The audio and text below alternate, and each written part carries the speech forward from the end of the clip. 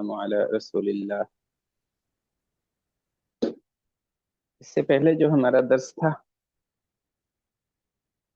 باب الخزیرہ اور باب العقیق،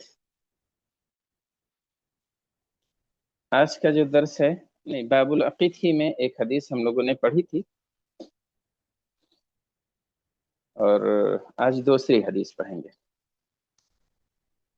حدیث حمید نے کہا سمعت انسا بن النبی صلی اللہ علیہ وسلم بے صفیہ، نبی صلی اللہ علیہ وسلم نے بنا کیا صفیہ کے ساتھ، فَأَلْقَى التَّمْرَ، دسترخوان بچھایا گیا اور دسترخوان پہ کھجور ڈالی گئی، والعقیق اور پنیر اور گھی، اور اسے کھایا گیا۔ عمر ابن ابی عمر انس رضی اللہ عنہ سے روایت کرتے ہیں، کہتے ہیں کہ صنع النبی صلی اللہ علیہ وسلم حیثا، نبی صلی اللہ علیہ وسلم نے سب کو ملا کے ملیدہ بنا دیا تھا، پھر کھائے تھے۔ ایک اچھی سی ڈش تیار ہو گئی تھی، اس میں بکرا نہیں، گوشت نہیں، پھر بھی ولیمہ ہو گیا تھا۔ اب اس کے بعد اگلی حدیث ہے، اس کو پڑھیے۔ بسم اللہ الرحمن الرحیم۔ حدثنا مسلم ابن ابراہیم حدثنا شعبۃ عن ابی بشر عن سعید عن ابن عباس رضی اللہ عنہما قال احدت خالتی النبی صلی اللہ علیہ وسلم ذبابا او کتا ولبنا فوضع الذب على معدتي فلو كان حراما لم يوزعوا وشرب اللبن وآكل الكت۔ جی ٹھیک ہے، دیکھیے حدثنا مسلم ابن ابراہیم قال حدثنا شعبہ عن ابی بشر عن سعید عن ابن عباس رضی اللہ عنہما قال اہدت خالتی الی النبی صلی اللہ علیہ وسلم ذبابا وعقیتا ولبنا فأوذع الذب على مائدته فلو كان حراما لم يوذع وشرب اللبن وأكل العقیتا۔ تو امام بخاری رحمہ اللہ کہتے ہیں کہ ہم سے مسلم ابن ابراہیم نے بیان کیا ہے، اور وہ کہتے ہیں کہ ہم سے شعبہ ابن حجاج نے، وہ ابی بشر سے روایت کرتے ہیں اور وہ سعید سے، اور وہ عبداللہ ابن عباس سے، ابن عباس یعنی عبداللہ ابن عباس، اور عبداللہ ابن عباس انہیں مفسر قرآن بھی کہتے ہیں، ترجمان القرآن لقب ہے، حبر الامہ کا بھی لقب انہیں ملا، بہت علم تھا ان کے پاس، نبی کی دعا انہیں ملی تھی، اللہم فقہہ فی الدین۔ اللہ کے رسول صلی اللہ علیہ وسلم نے کہا تھا کہ اللہ مولا کریم تو انہیں دین میں سمجھ عطا کر دے، تو آپ صلی اللہ علیہ وسلم مستجاب الدعوات تھے، آپ کی دعا اللہ نے قبول کی، اور ابن عباس کو اتنا علم دے دیا کہ انہیں حبر الامہ کا لقب مل گیا، اللہ کے کلام کا ترجمان۔ اور 68 ہجری میں طائف میں ان کی وفات ہوئی، وہاں ایک مسجد بھی ان کے نام سے بہت عالی شان مسجد بنی ہوئی ہے، مسجد ابن عباس۔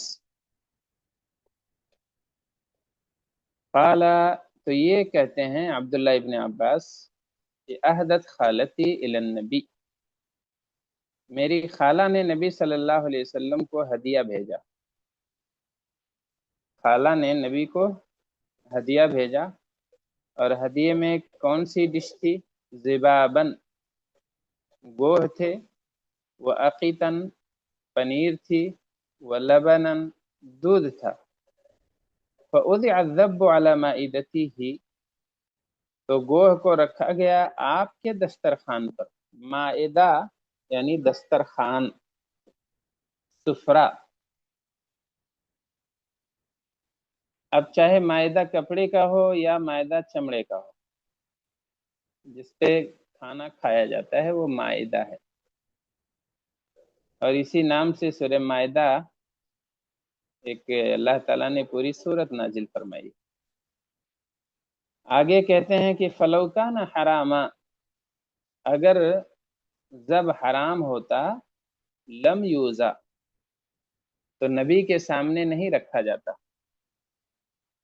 حرام چیز آپ صلی اللہ علیہ وسلم کے سامنے رکھنے کی جسارت نہیں کی جاتی، آپ کو تحفے میں نہیں دی جاتی. لم یوزا،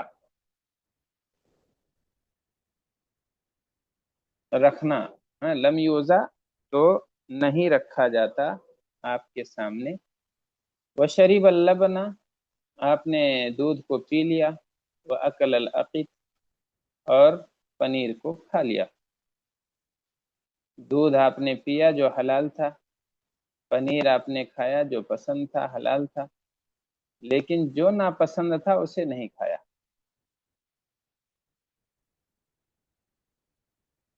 اب آگے والا باب دیکھتے ہیں. پڑھیے آپ. باب باب السلق والشعير. حدثنا يحيى بن بكير حدثنا يعقوب بن عبد الرحمن عن أبي حازم عن سهل بن سعد قال إن كنا لنفرح بيوم الجمعة كانت لنا عجوز تأخذ أصول السلق فتجعله في قدر لها فتجعل فيه حبات من شعير إذا صلينا زرناها فقربته إلينا وكنا نفرح بيوم الجمعة من أجل ذلك وما كنا نتغدى ولا نقيل إلا بعد الجمعة والله ما فيه شحم ولا ودك. تو باب السلق ہے، سلق و شعیر، سلق و شعیر. باب السلقی، سلق نیچے حاشیہ میں اس کا مطلب بتایا ہوا ہے. النب الذی یوکل، ایک نبات ہے جسے کھایا جاتا ہے، ایک سبزی ہے جسے کھائی جاتی ہے. النبت الذی یوکل، سبزی جسے کھاتے ہیں. تو سلق کو اردو میں چقندر بھی کہتے ہیں. چقندر سلاد وغیرہ میں اسے استعمال کرتے ہیں، سلق. اور شعیر جو ہے.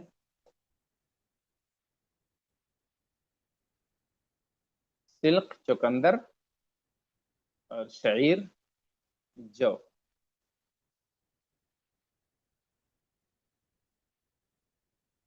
تو اس بارے میں باب ہے، اس کو کھایا جائے گا، کیسے کھائیں گے، کھا سکتے ہیں کہ نہیں کھا سکتے ہیں، اس کی تفصیل. حدثنا یحیی بن بکیر حدثنا یعقوب بن عبد الرحمن. یہ مؤلف کہتے ہیں کہ ہم سے یحییٰ ابن بکیر نے بیان کیا ہے، اور وہ کہتے ہیں ہم سے یعقوب ابن عبد الرحمن نے، اور وہ ابو حازم سے روایت کرتے ہیں، اور وہ سہل ابن سعد سے. سہل ابن سعد صحابی تک سلسلہ پہنچ گیا. سہل ابن سعد یہ سگارے صحابہ میں سے، نام ان کا حزن تھا. اللہ کے رسول صلی اللہ علیہ وسلم نے بدل دیا، کہا ان کا نام سہل رکھو. لمبی عمر انہوں نے پائی تھی، 100 سال مدینے میں بتائی تھی. اور 91 ہجری میں مدینے کے اندر وفات پانے والے یا آخری صحابی. 91 ہجری یعنی اللہ کے رسول صلی اللہ علیہ وسلم کی وفات کے تقریباً 80 سال بعد. تو یہ ابو حزم کہتے ہیں، ابو سہل ابن سعد سے روایت کرتے ہیں، اور انہوں نے کہا تھا کہ ان کننا لنفرح بیوم الجمعہ، ان کننا لنفرح بیوم الجمعہ، کہ ہم لوگ جمعہ کے دن بہت خوش رہتے تھے. جمعہ کا دن آتا تھا تو کافی مزہ آتا تھا، اچھا سا کھانا ملتا تھا. کانت لنا عجوزن، ایک بوڑھی عورت تھی ہمارے پاس.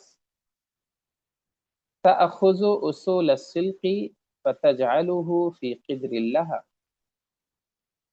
وہ چقندر کا جڑ لیتی تھیں اور اسے کاٹ کے اپنے برتن میں، ہانڈی میں ڈال دیتی تھیں. فتجعله فی قدر اللہ، قدر ہانڈی کو کہتے ہیں. تو وہ ہانڈی میں ڈال دیتی تھی. قدر، فتجعله فی قدر، قدر ہانڈی. قدر اللہ اپنی ہانڈی میں، قدر لی میری ہانڈی میں، قدر لنا ہماری ہانڈی میں. تو وہ اپنی ہانڈی میں ڈال دیتی تھی. کسے؟ وصول السلق، اصل جمع وصول، معنی ہے جڑ، بنیاد. تو چقندر کے جڑ کو کاٹ کے اپنی ہانڈی میں ڈال دیتی تھیں. فتجعل فیہ حبات من شعیر، اور پھر اس میں جو کے کچھ دانے ملا دیتی. جعل یجعل یعنی کر دینا. فتجعل فیہ حبات من شعیر، حبات، حبتن دانا، اور حبات اس کی جمع ہے. حبات من شعیر، تو جو کے دانے اس میں ڈال دیتی تھیں اور بہترین سا کھچڑا بنا لیتی تھیں. اذا صلینا زرناہا، جب ہم نماز پڑھ لیتے تھے تو زرناہا، ہم ان کے پاس جاتے تھے، ان کی زیارت کرتے تھے، ان کے گھر تشریف لے جاتے تھے. اور جب ہم پہنچتے تھے فقربتہ الینا، تو وہ ہمیں یہی کھانا پیش کرتی تھی، یہی کھچڑا ہمیں کھلاتی تھی. فقربتہ الینا، تو اسے ہمارے پاس، ہمارے سامنے حاضر کرتی تھی، ہمیں دیتی تھی، ہمیں کھلاتی تھی. وَكُنَّا نَفْرَحُ بِيَوْمِ الْجُمُعَةِ مِنْ أَجْلِ ذَلِكَ، اور جمعہ کے دن ہمیں اسی وجہ سے بڑی خوشی رہتی تھی. كُنَّا نَفْرَحُ، ہم خوش ہو جاتے تھے، بیوم الجمعہ، جمعہ کے دن، من اجل ذالک، اسی ڈش کی وجہ سے، اسی کھچڑے کے لیے ہمیں بڑی خوشی رہتی تھی. تو ابتدائی دور میں اگر ایسی پرخلوص دعوت ہو تو اسے غنیمت ہی جانا جائے گا. تو لوگ غنیمت جانتے تھے. جہاں کھجور بھی دستیاب نہیں ہوتا تھا، پانی بھی پینے کے لیے نہیں ملتا تھا، تو ایسے معاشرے میں جمعہ کے دن بطور خاص وہ خاتون اہتمام کرتی تھیں اور لوگ وہاں جاتے تھے اور کھچڑا خوب شوق سے، ذوق سے کھاتے تھے. تو اس دن کا انتظار رہتا تھا اور جمعہ کے دن بے حد خوشی ہوتی تھی. من اجل ذالک، اسی وجہ سے. وما كنا نتغدى ولا نقيل الا بعد الجمعہ، اور ہم لوگ دوپہر کا کھانا نہیں کھاتے تھے. ولا نقیل، اور نہ تو قیلولہ کرتے تھے، الا بعد الجمعہ، مگر جمعہ کے بعد ہی. پہلے جمعہ پڑھ لیتے تھے، پھر کھانا دوپہر کا کھاتے تھے، پھر قیلولہ کرتے تھے. نتغدا یعنی دوپہر کا کھانا کھانا. گدا کہتے ہیں دوپہر کے کھانے کو. گدا، غین دال الف بغیر ہا کے گدا، ہاں، گدا، دوپہر کا کھانا. اسی سے نتغدا، دوپہر کا کھانا. وما کننا نتغدا، ہم دوپہر کا کھانا نہیں کھاتے تھے. ولا نقیل، اور قیلولہ نہیں کرتے تھے. قیلولہ کیا ہے؟ قیلولہ کہتے ہیں دوپہر کے وقت تھوڑا سا آرام کرنا، بستر پہ لیٹ جانا، سونا ضروری نہیں ہے، قیلولے کے لیے سونا ضروری نہیں ہے۔ بہت سارے لوگ تو قیلولہ نہیں، اس کے نام پہ لیلولہ کرتے ہیں، ظہر میں سوتے ہیں اور جیسے رات میں گھنٹوں آرام کرتے ہیں ویسے عصر تک پڑے رہتے ہیں یا مغرب تک سوئے رہتے ہیں۔ تو قیلولہ یہ ہے کہ تھوڑا سا آرام دوپہر میں کرے آدمی، بستر پہ لیٹ جائے، کہیں بھی سو جائے، تھوڑی دیر کے لیے آرام کر لے، یہ قیلولہ ہے، چاہے نیند آئے یا نہ آئے۔ قیلولے کے لیے سونا ضروری نہیں ہے، آرام دوپہر کے وقت جو کرتے ہیں اسے قیلولہ کہتے ہیں، اور یہ لگ بھگ سب کرتے ہیں، کرنا بھی چاہیے۔ جنگلوں میں بھی چرندے پرندے حیوانات درندے سب سوتے ہیں، تھوڑی دیر کے لیے آرام کرتے ہیں دوپہر میں، اسی لیے دوپہر میں اگر جنگل میں کوئی جائے تو ایک عجیب سا سناٹا رہتا ہے، بلکہ ڈراؤنا سا ماحول ہوتا ہے، صرف پتوں کی آواز آتی ہے، ہواؤں کی آواز سنائی دیتی ہے، باقی ساری مخلوقات استراحت کر رہی ہوتی ہے۔ تو بہرحال قیلولہ کرنا چاہیے، اور اگر کہیں ادارہ ودارہ ہو یا کوئی کمپنی وغیرہ تو اس میں لوگوں کو قیلولے کا موقع دینا چاہیے۔ اب تو خبر یہ ہے کہ یورپ میں جہاں قیلولے کا کوئی تصور نہیں تھا، وہاں کمپنیاں لوگوں کو قیلولے کے لیے آرام کے لیے تھوڑا وقت دیتی ہیں، اس لیے کہ ان کا پروڈکشن بڑھ جاتا ہے، دماغ فریش ہو جاتا ہے، جسم تازہ دم ہو جاتا ہے، اور کام بہت تیزی سے ہوتا ہے۔ لیکن جو بدن صبح سے 8 بجے سے تھکا ہوا ہو اور 4 بجے تک کنٹینیو کام کرے تو وہ تھک جاتا ہے 2-4 گھنٹے کے بعد، لیکن اگر بیچ میں آرام کر لیے، تھوڑا سا وقفہ ہو گیا، تو پھر آدمی تازہ دم ہو جاتا ہے۔ بہرحال قیلولہ صحابہ کرام کرتے تھے، نبی صلی اللہ علیہ وسلم قیلولہ فرماتے تھے۔ وما كنا نتغدى، اور ہم دوپہر کا کھانا نہیں کھاتے تھے اور نہ ہی قیلولہ کرتے تھے، الا بعد الجمعہ، مگر جمعہ کے بعد۔ واللہ ما فیہ شہم ولا ودق، اللہ کی قسم اس کھچڑے میں نہ تو گھی ہوتی تھی نہ تو چربی ہوتی تھی، اور بہت مزیدار ہوتا تھا، بہت لذیذ کھانا ہوتا تھا۔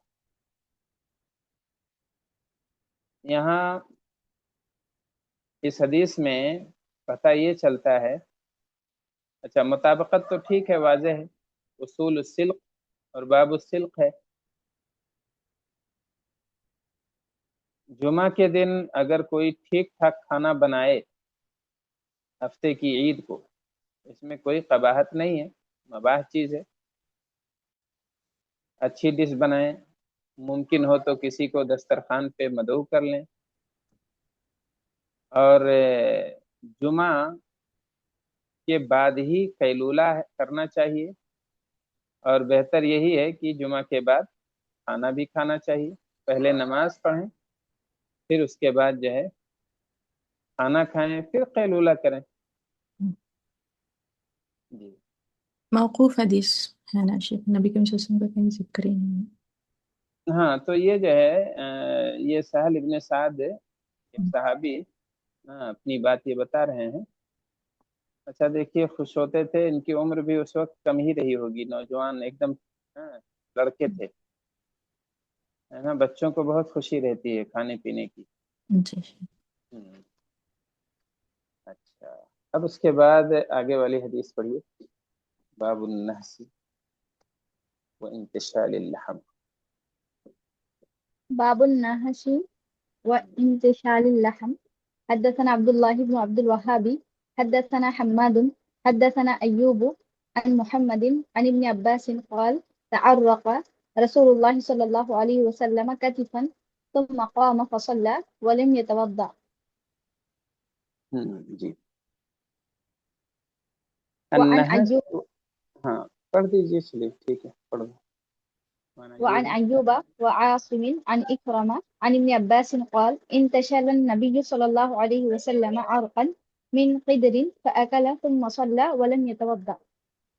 جی، دیکھیے باب النحسی و انتشال اللحمی، النحس اور انتشال اور ہے اللحم۔ لحم کا معنی معلوم ہے، اور نحسا یا نحسو کا مطلب ہوتا ہے اگلے دانت سے نوچ کے کھانا کوئی چیز۔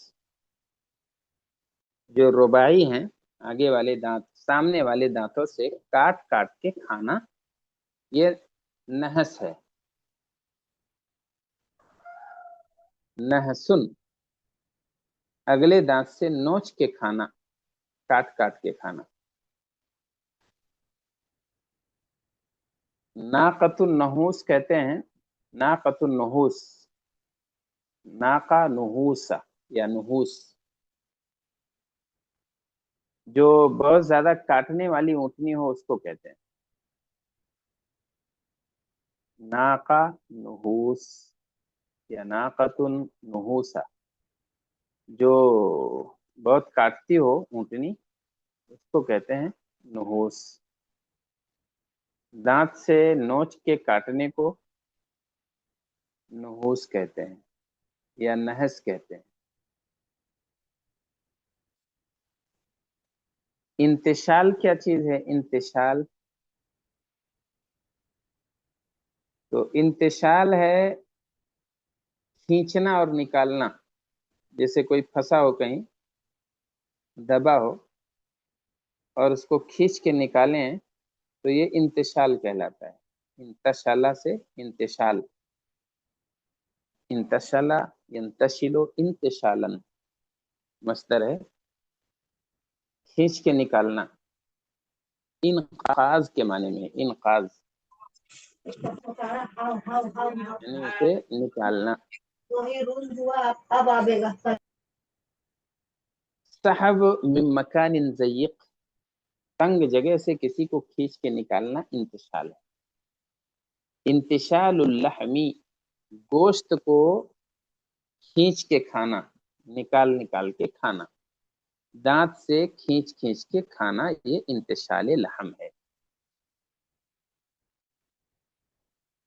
جی اب اس کے بعد حدثنا عبداللہ بن عبد الوهاب حدثنا حماد حدثنا ایوب عن محمود عن ابن عباس قال تعرق رسول الله صلى الله عليه وسلم كتفا ثم قام فصلى ولم يتوضأ۔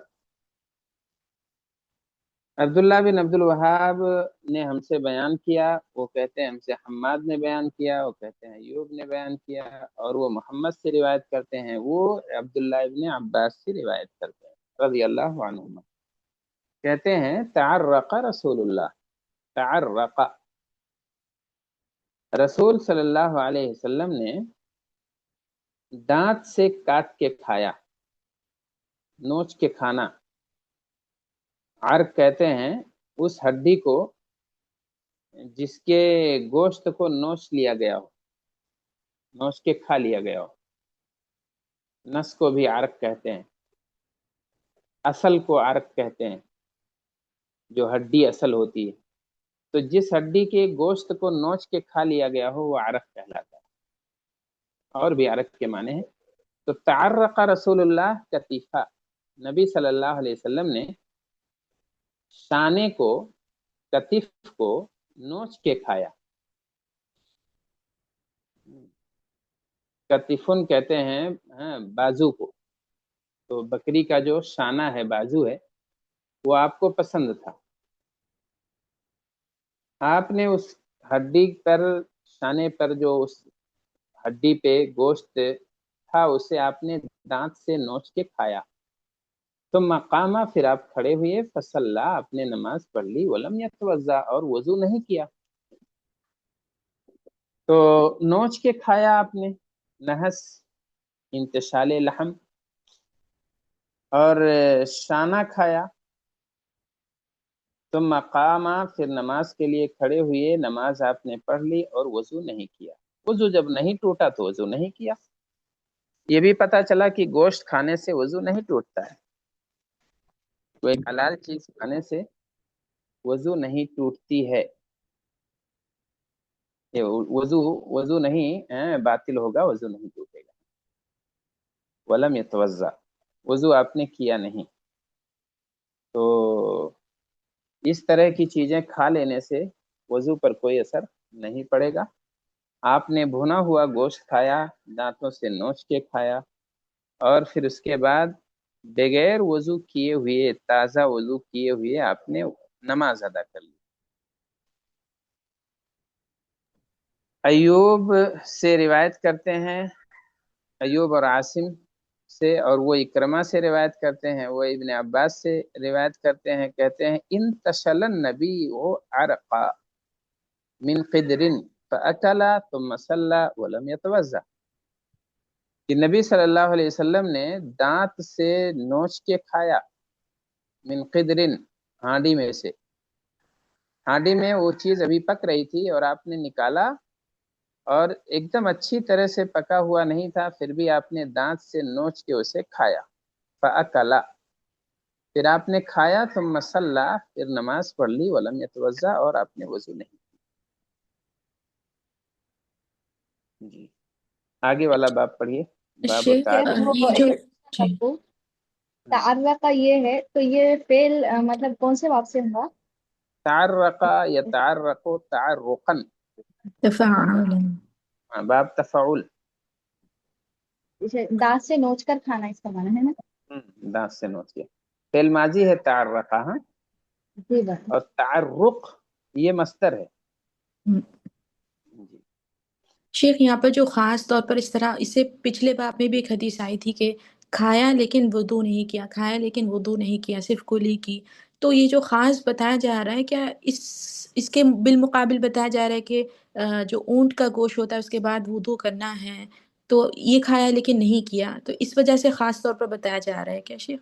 اصل میں روایت ایک ایسی ہے کہ اگر کسی نے بھنا ہوا آگ پر ابالی ہوئی کوئی چیز کھائی تو اس کا وضو ٹوٹ جائے گا، اسے وضو کرنا پڑے گا. جی جی تو اس کے مقابل میں یہ روایتیں لا رہے ہیں، جس سے پتہ چل رہا ہے کہ اچھا، آگ پر بھوننے کے باوجود بھی گوشت وضو نہیں ٹوٹے گا. جزاک اللہ خیر، بارک اللہ شیخ. جی جی جی شیخ کتفن سے مراد جسم کو کس حصے کا کہیں گے؟ ہاں؟ کتفن سے مراد وہ جسم کے وہی کس جو حصے کا؟ آگے، اور جو بکری، کیونکہ وہ چار پایا والی ہے، چار پائے ہیں نا اس کے، تو جو آگے کا ہے، آگے کے جو دونوں اس کے پیر ہیں وہی کتف کہلاتے ہیں. جی شیخ آگے والا یہ وہ جو انتشلا، انتشلا کہتے ہیں کھینچ کے کھانا، کھینچنا. جیسے ہڈی میں جو گوشت لگا ہوتا ہے اسے جب کھینچتے ہیں تو وہ انتشال کہلاتا ہے. وہ ہڈی کا گوشت کھینچ کے کھانا. بہت سے لوگوں کو ہڈی کا گوشت زیادہ پسند ہوتا ہے، ہڈی والی بوٹی نکالتے ہیں تو وہ انتشال لحم ہے. جب ہڈی والی بوٹی نکالیں گے تو وہی ہڈی بیچ میں رہے گی، کیونکہ دیکھیے ایسا ہوتا ہے جو چیز اچھے سے ابل جاتی ہے اس کا ذائقہ اور بڑھ جاتا ہے، اس کی بو مٹ جاتی ہے. آپ صلی اللہ علیہ وسلم جو جلدی ابل جاتی تھیں جو چیزیں اسے پسند فرماتے تھے. کدو کے بارے میں پتہ چلا تھا ہم لوگوں کو کہ آپ کو پسند تھا. آپ لوگ بناتی ہوں گی، کدو بہت جلدی ابل جاتا ہے آلو کے مقابلے میں. ایسے ہی ہڈی کا گوشت، ران کا، کتف کا، یہ بہت جلدی گل جاتا ہے، شانہ، اور یہ کھانے میں مطلب اس کا ایک الگ ٹیسٹ ہے. بیچ اس کے کا. جی جی شیخ، جی جی شیخ. بولیے. اس والی حدیث میں اس سے یعنی مشابہت یا ربط کہاں ہے شیخ؟ اس سے تو یہ سمجھ آ رہا ہے یہ والا. تو دیکھیے انتشلا یہاں بھی ہے، انتشلا باب اس میں بھی ہے، یہ والا انتشل النبی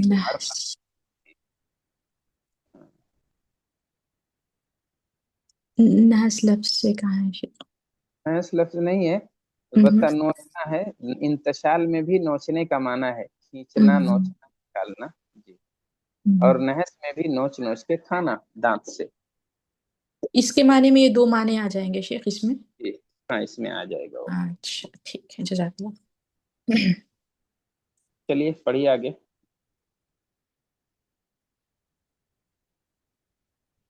باب التعرق الأزود. حدثني محمد بن موسى قال حدثني عثمان بن عمر حدثنا فليح حدثنا أبو حازم المدني حدثنا عبد الله ابن أبي قتادة عن أبيه قال خرجنا مع النبي صلى الله عليه وسلم نحو مكة.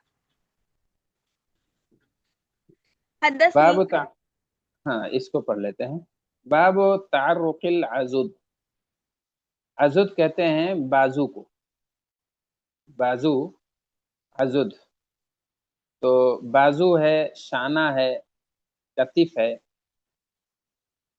اس سے پہلے کتف آیا ہے اور یہاں آیا ہے باب تعرق العضد، جو بازو کی ہڈی ہے شانے والی، اس کو نوچ کے کھانے کے بارے میں یہ باب ہے.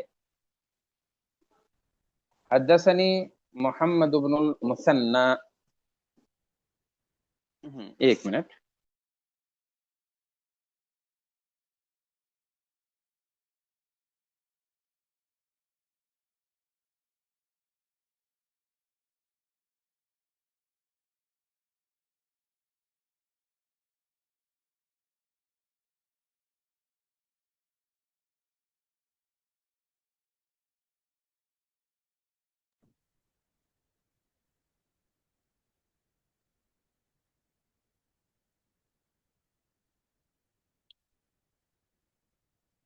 یہ والا حصہ شولڈر اور ایلبو کے درمیان والے حصے کو عضد کہتے ہیں.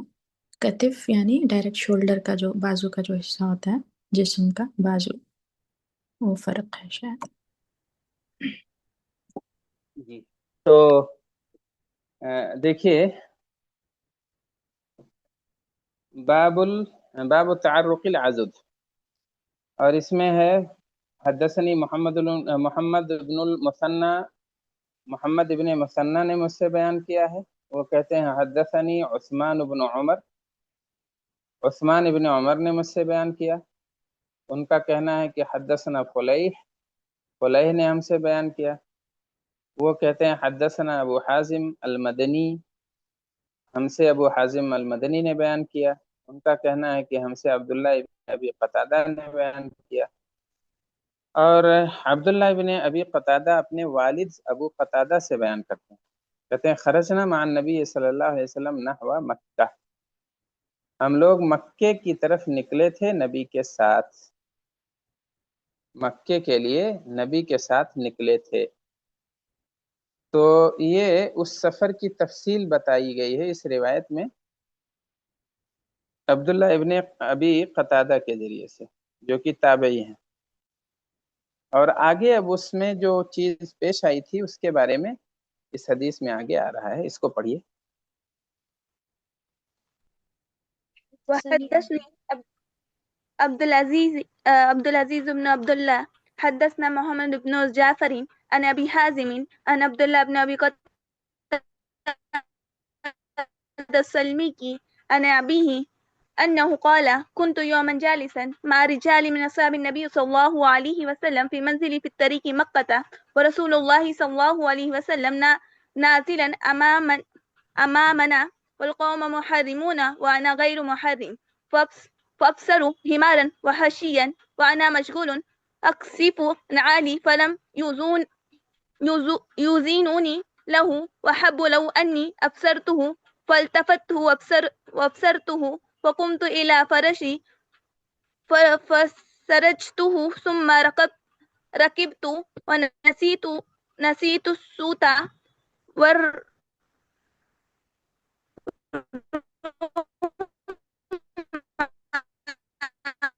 وقلت لهم نالوني لا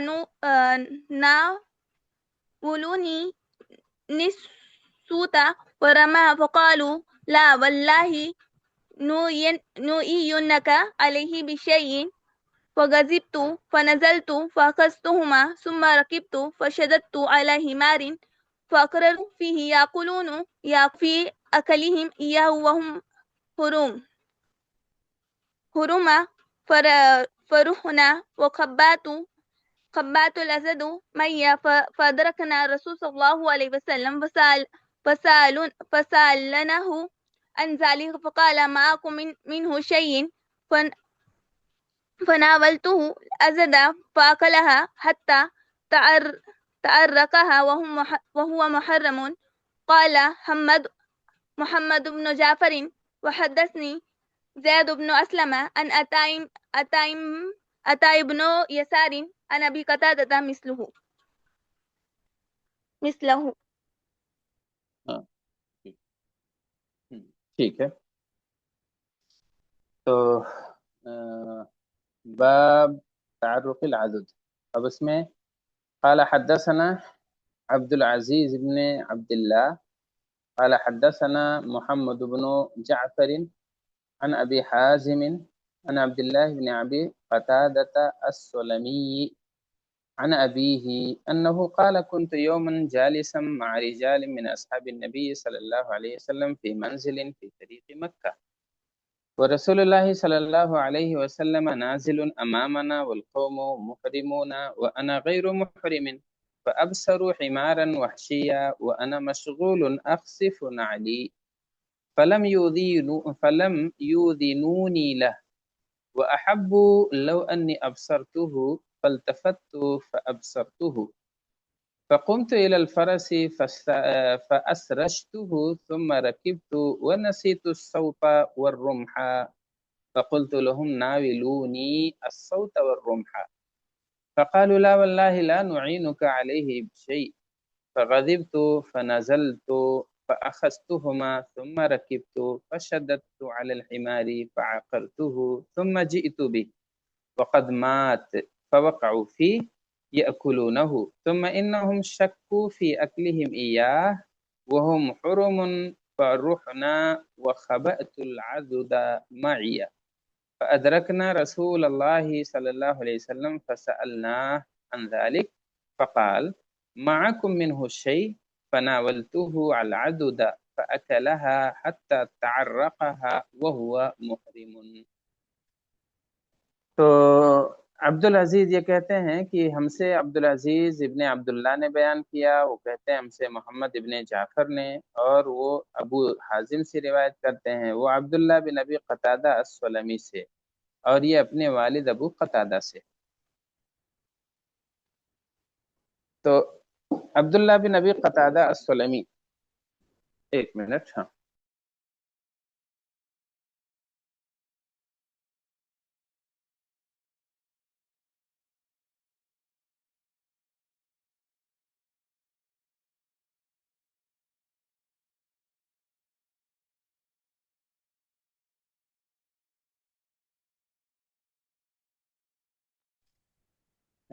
تھوڑا سا آپ لوگ جو ہے 5 منٹ انتظار کر لیجئے، میں آتا ہوں ابھی. جی شیخ پاس کریں گے. وہ روایت کرتے ہیں محمد بن جعفر سے، وہ ابی حازم سے، عبداللہ ابن ابی قتادہ السلمی سے. یہ ابو قتادہ السلمی، عبداللہ ابن ابو قتادہ، یہ تابعی ہیں. 95 ہجری میں ان کی وفات ہوئی ہے. مدینے کے معروف تابعی ہیں. اور ابو قتادہ ان کے والد صحابی ہیں. انہیں نبی کا گھوڑ سوار کہتے تھے ابو قتادہ کو. تو یہ جو شکار کیا تھا ابو قتادہ رضی اللہ عنہ نے کیا تھا. اب قصہ سنیے. انہ قال، وہ اپنے باپ سے روایت کرتے ہیں یعنی ابو قتادہ سے. ابو قتادہ نے کہا کنت یوما جالسا مع رجال من اصحاب النبی، ایک دن کی بات ہے میں بیٹھا ہوا تھا. کنت جالسا، میں بیٹھا ہوا تھا، مع رجال، لوگوں کے ساتھ، من اصحاب النبی، نبی کے ساتھیوں میں سے، یعنی صحابہ کرام کے ساتھ بیٹھا ہوا تھا. فی منزل فی طریق مکہ، ایک منزل، ایک جگہ پہ مکے کے راستے میں. ورسول اللہ صلی اللہ علیہ وسلم نازل امامنا، اور اللہ کے رسول صلی اللہ علیہ وسلم نازل، پڑاؤ ڈالے ہوئے تھے. نازل اترنا، سواری سے اتر کے پڑاؤ ڈالنا. تو ہمارے سامنے آپ پڑاؤ ڈالے ہوئے تھے. والقوم محرمون، اور لوگ احرام کی حالت میں تھے. محرمون، احرام پہنے ہوئے تھے، احرام کی حالت میں تھے. وَأَنَا غَيْرُ مُحْرِمٍ، اور میں محرم نہیں تھا. میں نے احرام نہیں پہنا ہوا تھا۔ فَأَبْصَرُوا حِمَارًا وَحْشِيًّا، تو فَأَبْصَرُوا انہوں نے دکھایا حِمَارًا وحشیہ ایک جنگلی گدھا دکھایا۔ وَأَنَا مَشْغُولٌ أَخْصِفُ نَعْلِي، اور میں مشغول تھا اخصف نعلی اپنے جوتے کو ٹانک رہا تھا، اپنا جوتا میں ٹھیک کر رہا تھا، اسے ٹانک رہا تھا، اخصف اسے سی رہا تھا، اسے ٹانک رہا تھا۔ فلم یوزنونی لہ، تو انہوں نے مجھے بتایا نہیں اس کے بارے میں، انہوں نے اس جو ہے جنگلی گدھے کے بارے میں مجھے خبر نہیں دی، مجھے نہیں بتایا۔ وَأَحَبُّوا لَوْ أَنِّي أَبْصَرْتُهُ، اور ان لوگوں کی خواہش تھی کہ کاش کہ میں اسے دیکھ لیتا، کیونکہ میں بغیر احرام کے تھا۔ فَالْتَفَتْتُ فَأَبْصَرْتُهُ، تو میں اس طرف متوجہ ہوا اور میں نے اسے دیکھا، جنگلی گدھے کو۔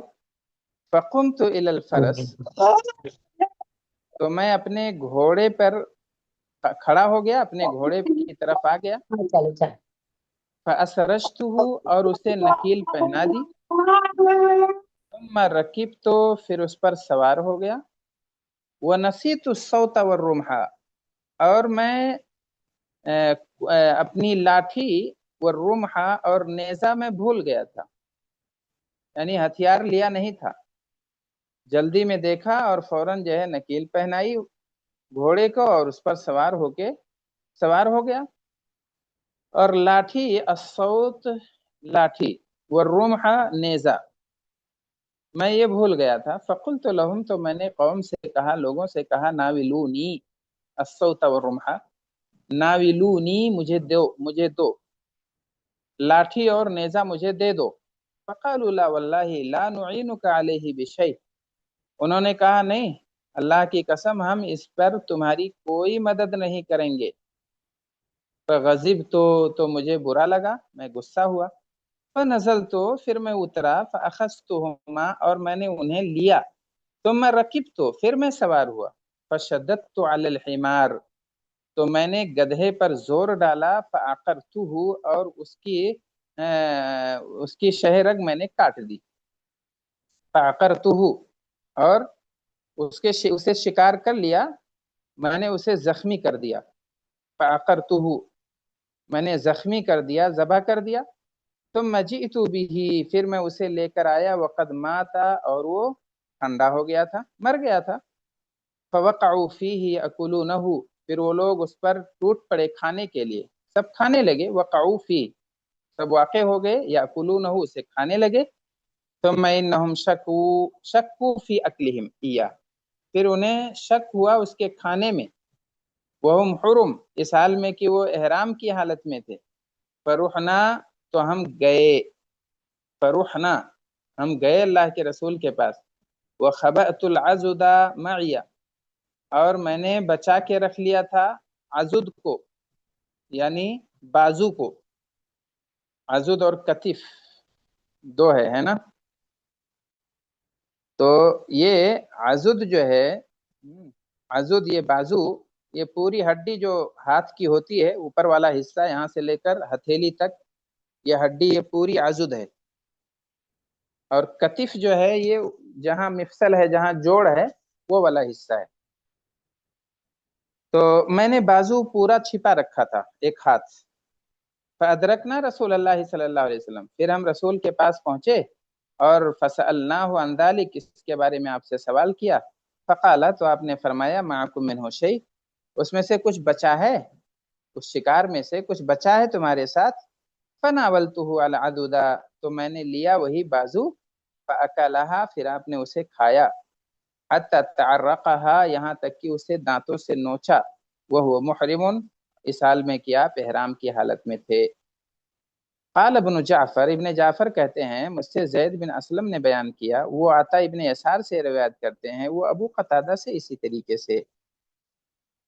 تو معلوم یہ ہوا کہ محرم آدمی شکار نہیں کر سکتا ہے، شکاری کی مدد نہیں کر سکتا ہے، لیکن شکار کیا ہوا، غیر محرم کا شکار کیا ہوا کھانا گوشت کھا سکتا ہے۔ احرام کی حالت میں شکار کا گوشت کھانا جائز ہے، شکار منع ہے، شکار کا گوشت کھانا منع نہیں ہے۔ اور جو چیز منع ہو اس میں کسی کی مدد نہیں کرنی چاہیے، یہ بھی معلوم ہوا۔ برے کاموں میں مدد نہیں کرنی چاہیے۔ جی وقت پورا ہو گیا ہے، چلیے اب انشاءاللہ اس کے بعد آگے ہم جزاکم اللہ خیر، بارک اللہ السلام علیکم۔ فیک۔